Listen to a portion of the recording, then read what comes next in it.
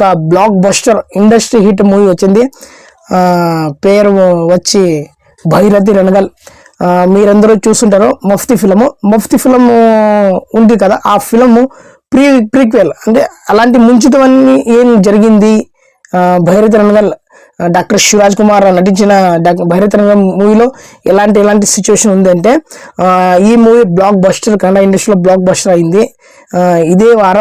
ఇదే శుక్రవారం తెలుగు ఇండస్ట్రీలో కూడా వస్తుంది. చాలా చాలా చాలా బాగుంది, అందరూ చూడాల్సింది. ఎందుకంటే ఈ మూవీలో నీరు కోసం ఉంది, జనం కోసం ఉంది, డబ్బు కోసం ఉంది, న్యాయం కోసం ఉంది.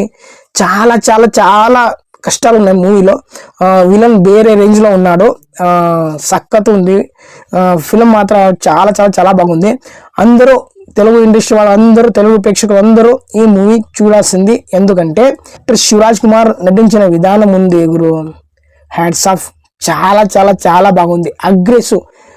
ఎంత అగ్రెసివ్ అంటే శివరాజ్ కుమార్ జస్ట్ ఐలో యాక్టింగ్ చేస్తారు, కన్నులో యాక్టింగ్ చేస్తారు.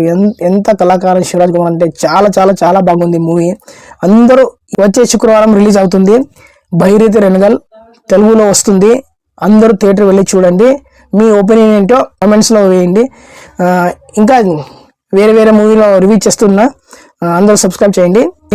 నమస్తే.